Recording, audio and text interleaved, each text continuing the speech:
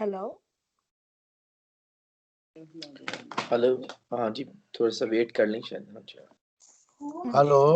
हाँ जी, जय मसीह पास्टर जी। जय मसीह की सिस्टर जी। वी वेलकम यू पास्टर जी। थैंक यू सिस्टर, खुदावंद बरकत दे। Hallelujah, thank you Jesus.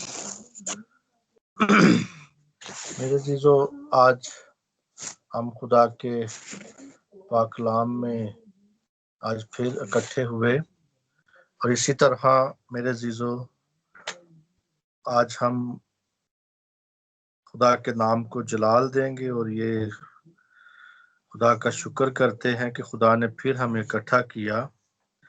तो इसी तरह मैं तमाम बहनों भाइयों और पास्टर हजरात और जितने भी लोग यहाँ पे मौजूद हैं और जितने सुनने वाले हैं और जितने देखने वाले हैं, सबको मसीह यस्सु में आप सबकी सलामती चाहता हूँ।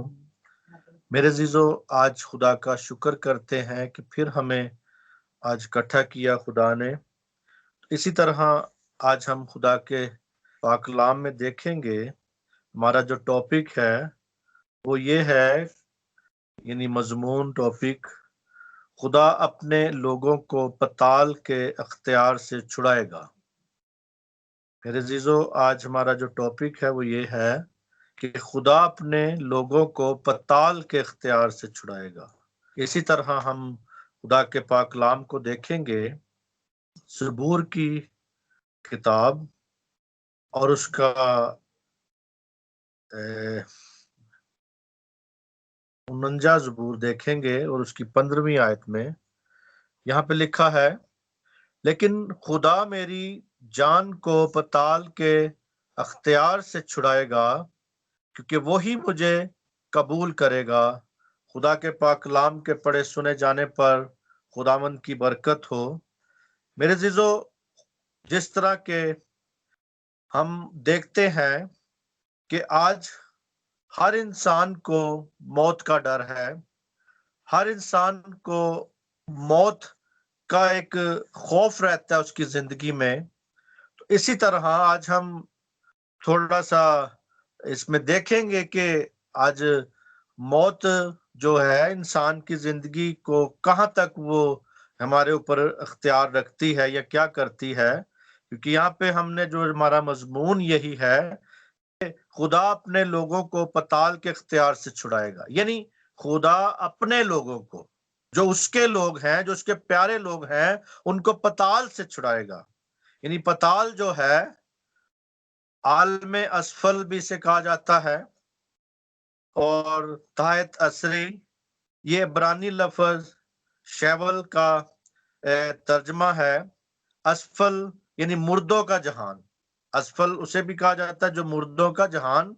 और नए अहदनामे में लफ्ज आलम रवा भी कहा गया है इसे, और हेडिस भी कहते हैं इसे इंग्लिश में।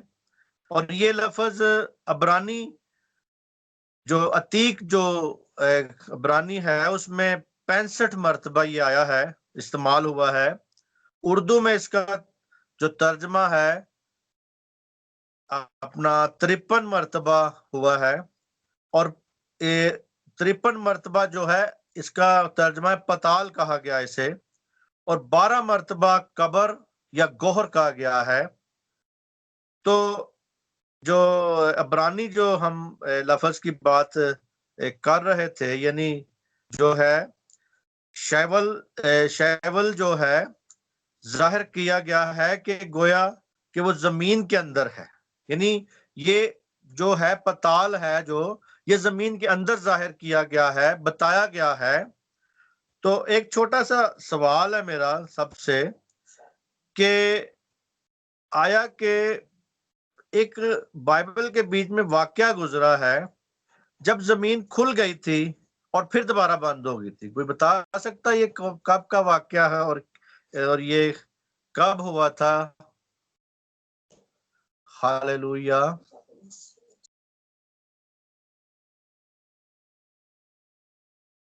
हेलो, मेरे सुन रहे हैं सारे?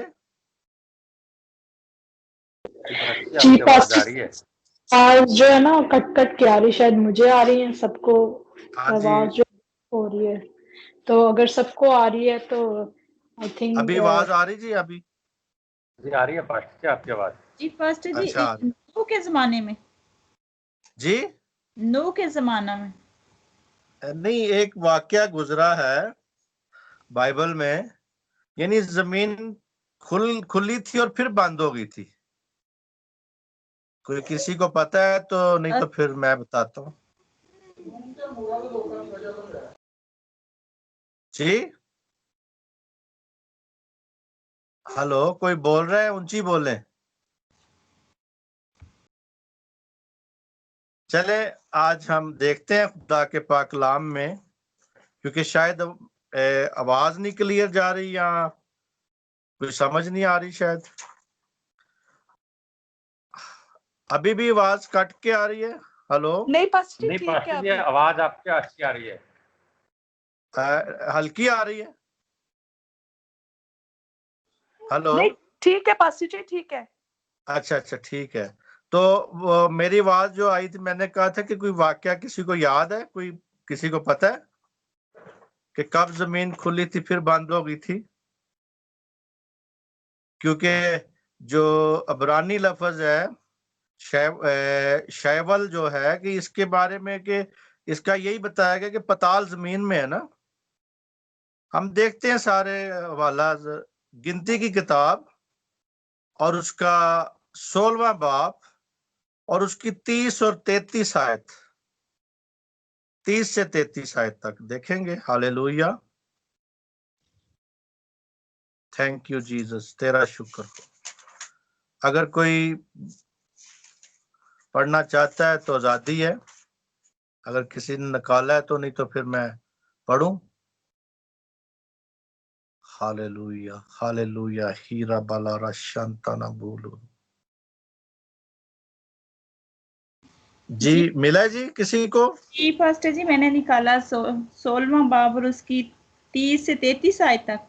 हाँ जी हाँ जी, 3 आयतें इसकी जरा पढ़े जी। पर अगर खुदावन कोई नया करिश्मा दिखाए और जमीन अपना मुंह खोल दे। हेलो, आवाज आ रही? हाँ जी आ रही आवाज, हाँ जी आ जी, रही। और जमीन अपना मुंह खोल दे और इनके घर बार समेत निगल जाए और ये जीते जी पाताल में समा जाएं, तो तुम जानना कि इन लोगों ने खुदावंद की तहकीर की है। उसने ये बातें खत्म ही की थी कि जमीन उनके पांव तले फट गई और जमीन ने अपना मुंह खोल दिया और उनको और उनके घर बार को और कोरा के सब आदमियों को और उनके सब सारे मालो असबाब को निगल गई। सो वो और उनका सारा घर बार जीते जी पाताल में समा गए और जमीन। आमीन आमीन आमीन। आमीन। ये पूरा वाक्य बहुत है, लेकिन हमने जो बात मेन देखनी है वो ये है कि जमीन का जो खुलना है, यहाँ पे खुल जाना, और यहाँ पे जो उनको सजा मिलनी, वो यही था। जो कोहर जो था, उसने खुदा के मूसा के खिलाफ और हारून के खिलाफ और इनके खिलाफ बगावत की थी। इसने उनके खिलाफ बोला था और कहा था कि ये कोई ज्यादा नबी तो नहीं है, हम भी हैं, हम भी उसी नस्ल से ही हैं, हम भी काम कर सकते हैं, जो ये कर रहे हैं कोई ज्यादा बड़ी बात नहीं है। तो यहाँ पे उन्होंने खुदा की जो बेइज्जती की थी, खुदा तो चाह रहा था यहाँ पे कि मैं इनको अभी भस्म कर देता हूँ, लेकिन वहां पे फिर भी खुदा उसने कहा कि कोई ऐसा नया काम हो कि जो पहले कभी ना हो। और यहाँ पे देखते हैं कि जमीन ऐसे खुली और सारा का सारा उनका जो खानदान था, जो जितने लोग थे, तकरीबन ये 250 लोग थे, जो कि उसी वक्त ही जमीन के बीच में चले गए। और ये मेरे जीजो जो कि इब्रानी लफ्ज शैवल जो है, यानी उसके मुताबिक है, यानी पताल में उतर गए। वो उस पताल में आल में असफल में उतर गए, आल में रवा में उतर गए। वहां पे दिखाया है कि वाकई ही आल में रवा है। यानी जो लोग आज भी सोचते हैं कि जी ये जग मिठा और अगला किन्ने डिठा, तो वो लोग यही सोचते रहते हैं कि शायद आज ये तो जग जो है मीठा है, यहाँ पे अपनी मर्जी से हम अपनी जिंदगी गुजार सकते हैं, लेकिन मेरे जीजो इस बात की उनको समझने की जरूरत है कि खुदा ने पहले से यह बताया है, यानी वो पताल में चले गए, नीचे चले गए, जमीन में दब गए। और क्यों दब गए? इसीलिए कि मेरे जीजो खुदा की तहकीर की, यानी वहां पे खुदा की बेइज्जती की, और इसी तरह वो उनको जिंदा यानी पताल के बीच में चले गए। तो मेरे जीजो एक और हवाला भी है कि जो लोग खुदा के दुश्मन हैं, आज भी हम देखते हैं दुनिया में खुदा के दुश्मन बहुत है, खुदा के दुश्मन बहुत है, मुखालफे मसीह बहुत है। खुदा के दुश्मन भी हैं और उसके बेटे के दुश्मन भी हैं। यानी हम जब लोगों को देखते हैं कि इस किस्म की वो बातें करते हैं कि वो खुदावंद यीशु मसीह को रद्द करते हैं, यीशु मसीह को कबूल नहीं करते, तो वो उसके दुश्मन है। जो खुदा को कबूल नहीं करते वो उसके दुश्मन है। तो इसी तरह वो खुदा के जो दुश्मन है वो जहां भी छुपेंगे, खुदा वहां से भी उनको निकाल लाएगा, यानी वहां से भी निकाल लाएगा। हम देखते हैं खुदा के पाक कलाम में, यहाँ पे आमोस की किताब और उसके हम देखेंगे 9वें बाब में, आमोस 9वां बाब और उसकी दूसरी और तीसरी आयत में हम देखते हैं यहाँ पे, हालेलुया, थैंक यू जीसस। यहाँ पे लिखा है खुदा के पाक कलाम में, दूसरी आयत से लेकर चौथी आयत तक, अगर वो पताल में घुस जाएं तो मेरा हाथ वहां से उनको खींच निकालेगा, और अगर आसमान पर चढ़ जाएं तो मैं वहां से उनको उतार लाऊंगा। अगर वो कोहे करमल पर की चोटी पर चढ़ जाएं पर जा छुपे तो मैं उनको वहां से ढूंढ निकालूंगा। और अगर समंदर की तह में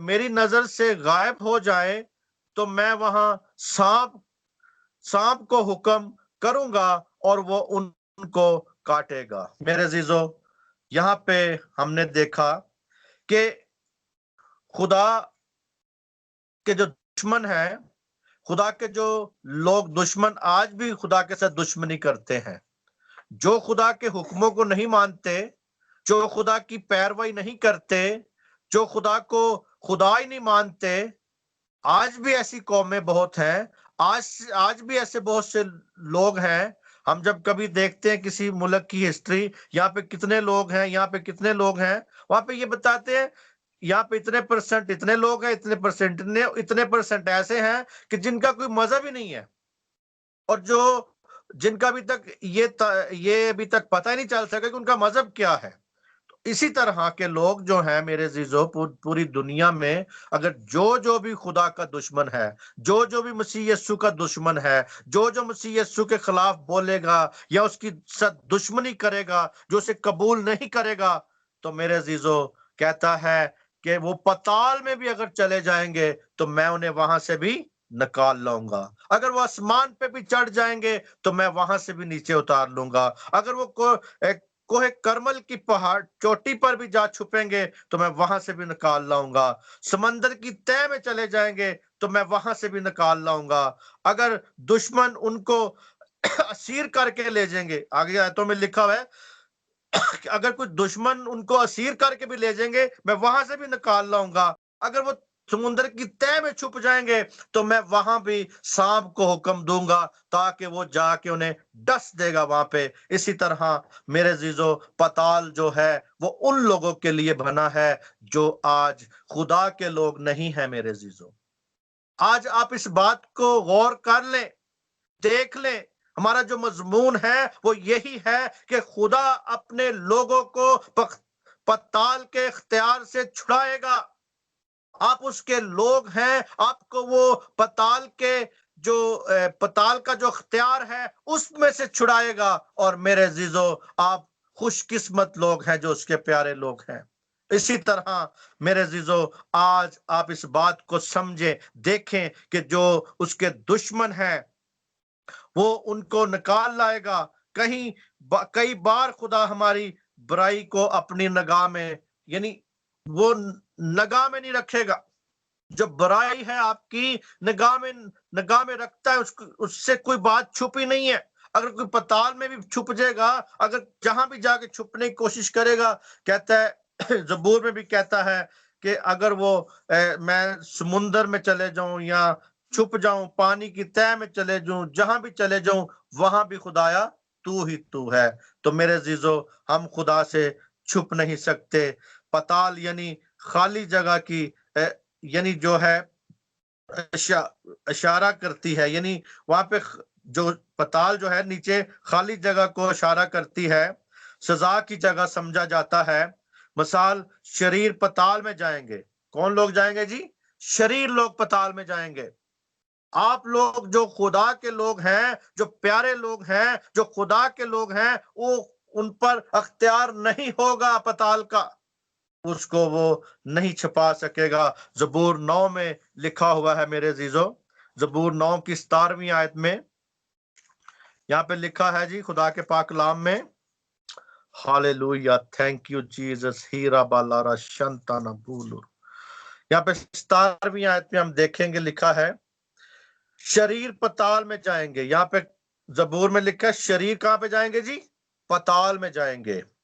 यानी वो सब कौमें जो खुदा को भूल जाती हैं, जो खुदा को भूल जाती हैं, वो सारी की सारी कौमें, शरीर जितनी भी हैं, शरीर भी उनके साथ जो हैं, शरीर लोग भी उनके साथ जो हैं, जो शरारत को पसंद करते हैं, शरीर हैं जो उनकी जिंदगी में हर वक्त शरारते हैं, वो सारे के सारे लोग मेरे अजीजों पताल में जाएंगे। और लिखा है कि जो खुदा के यानी वो कौमें जो खुदा को भूल गई है।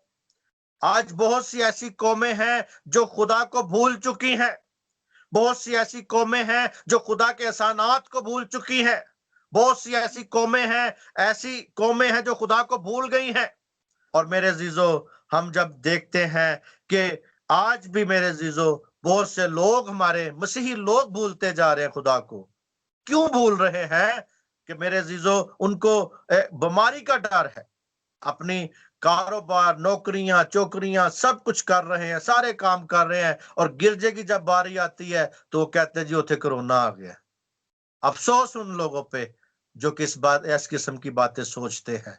और मेरे अजीजों, हम देखें, खुदा के कफारे पर यकीन करें कि जब यहाँ पे खुदा का वादा है कि खुदा के जो लोग हैं उस पर पताल का कोई इख्तियार नहीं है। मेरे अजीजों, आप इस बात को सोच लें, समझ लें, आपको पताल में नहीं जाएंगे, पताल में आप नहीं जा सकते जब उसके लोग भान जाएंगे। अगर आप अभी डावाडोल हैं, अभी आपकी बुनियाद अगर पक्की नहीं है, अगर आप मसीहत में पक्के नहीं हैं, अगर मसीह के साथ पक्के नहीं हैं, मजबूत नहीं हैं, तो मेरे अजीजों फिर आपका खुदाई हाफिज है।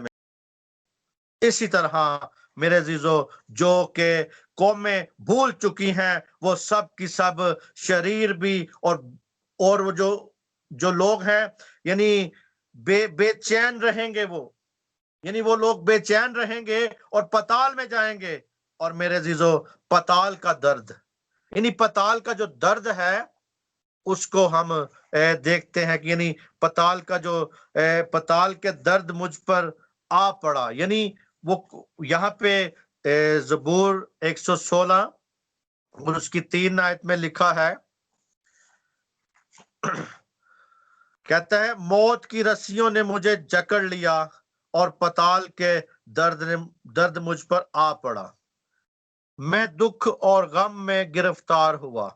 यानी एक कंडीशन ऐसी भी थी, यहाँ पे उस बंदे की कंडीशन बताई गई है जो कि मौत से खुदा ने उसको बचाया। और कहता है कि मौत की रस्सियां मुझ पर आज जकड़िया मुझे उन्होंने, और पताल के दर्द मुझ पर आ पड़ा। लेकिन मेरे अजीजों, खुदा फिर भी यहाँ पे वो छुड़ाता है। यानी इसी तरह 16 ज़बूर 16 में फिर वही आयत हम देखते हैं। 10वीं आयत में क्या लिखा है ज़बूर 16 में? कहता है उन्होंने अपने दिलों को सख्त किया, वो अपने मुंह से बड़ा बोल बोलते हैं। यानी जो लोग अपना बड़ा बोल बोलते हैं, तो मेरे जीजो इसी तरह कहता है कि वो अपने मुंह से बड़ा बोल बोलते हैं। लेकिन आज मेरे जीजो हम इस बात को समझें, देखें, और इसी तरह जबकि पहला वाज जब उसने पतरस ने किया था अमाल की किताब 2 बाब की 27 आयत में, वहां पे भी उसने पताल का जिक्र किया है। वहां पे भी उनको आगाह किया था। पहले वाज में बताया गया था कि पताल की जो पताल था उस पर उसे छिपा ना सका। किसे ना छिपा सका जी? हालेलुया। कोई बता सकता जी किसे ना छिपा सका? हालेलुया। मेरे साथ ही हैं जी आप? हालेलुया। कोई बहन कोई भाई बता सकता है किसको नहीं छिपा सका पताल? Hallelujah, hallelujah, hallelujah. कोई है मेरे साथ? Hello, hello.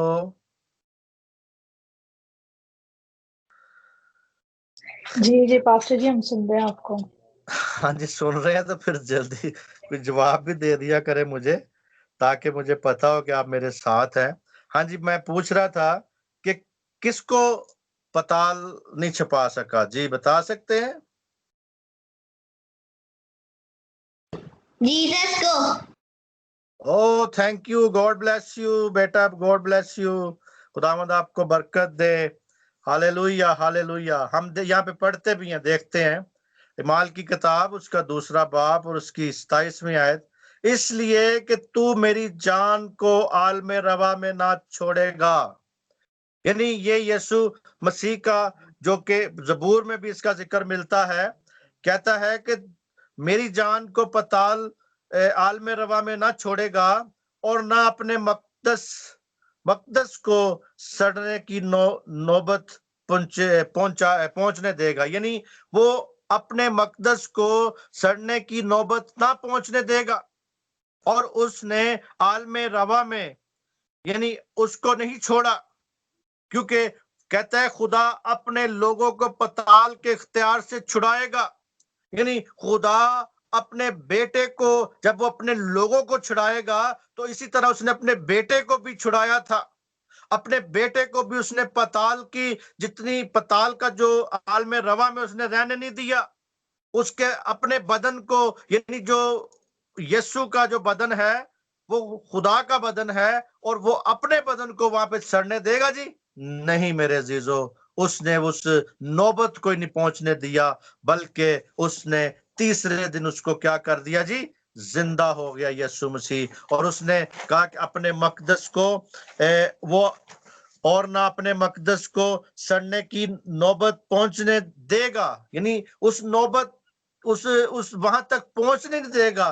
तो इसी तरह मेरे जीजो, जो कि हम देखते हैं कि पताल का जो ख्याल है, पताल यानी हम जो इसको देखते हैं कि दरमियान में है, ऐसे खला में है, जगह में है, खलाई जगह में है।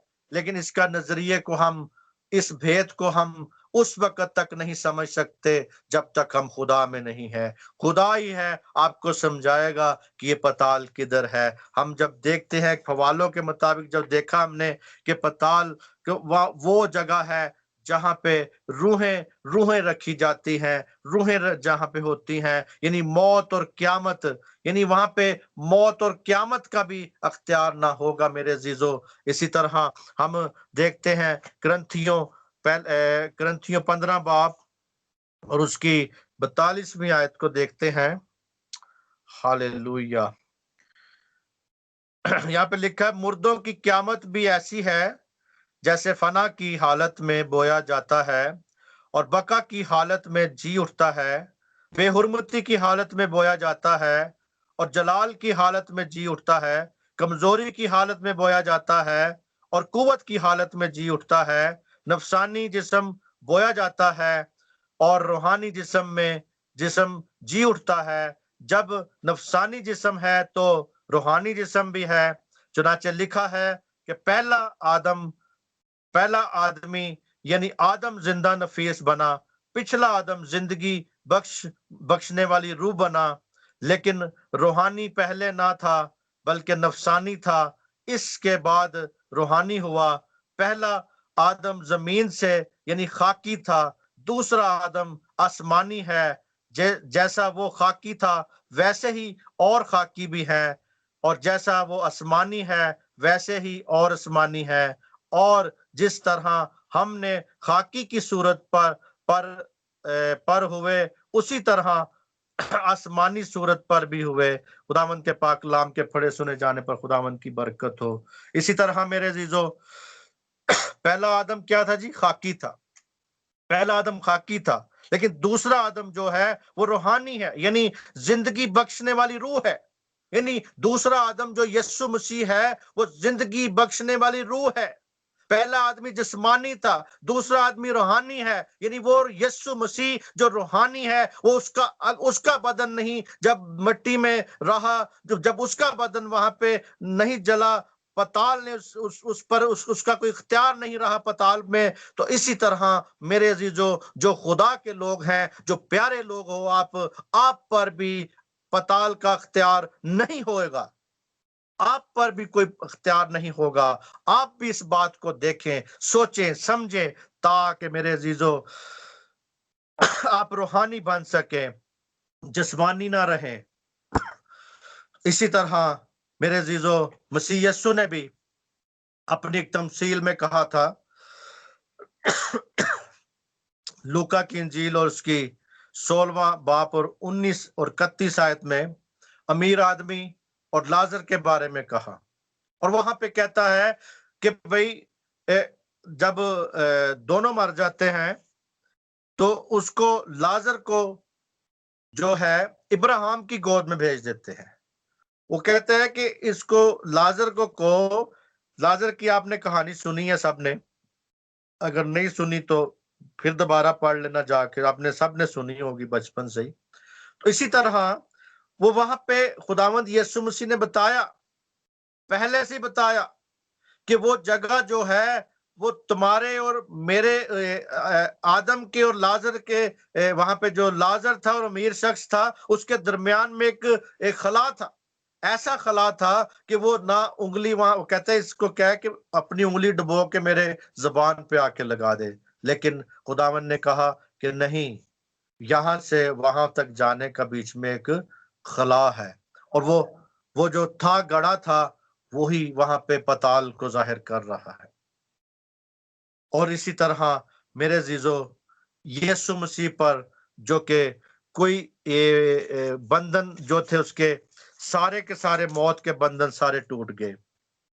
यहाँ पे हम 55 आयत देखेंगे, पहला कुरिन्थियों 15 बाब की 55 कहता है, आए मौत तेरी फतह कहाँ रही, आए मौत तेरा डंग कहाँ रहा। मौत का डंग गुनाह है और गुनाह का जोर शरीयत है। मेरे अजीजों, इसी तरह वो कहता है कि यीशु मसीह ने जब मौत पर फतह पाई है, तेरी फतह कहाँ रही, वो कहता है आए मौत तेरी फतह कहाँ रही, जबकि उसके बंधन यीशु ने उसके जो बंधन थे यीशु मसीह को कैद नहीं कर सके, यीशु मसीह को बंद नहीं कर सके। तो आज इसी तरह खुदा अपने लोगों को पताल के इख्तियार से छुड़ाएगा। मेरे अजीजों, आप उसके लोग हैं, आपको पताल के जो कैद है उससे छुड़ाएगा। और आज हमको भी, जैसे कि उस पर बंधन जो थे, मौत के बंधन यीशु को कैद नहीं कर सके, तो आज हमको भी वो कैद में नहीं कर सकती मौत। मेरे अजीजों, ये याद रखना।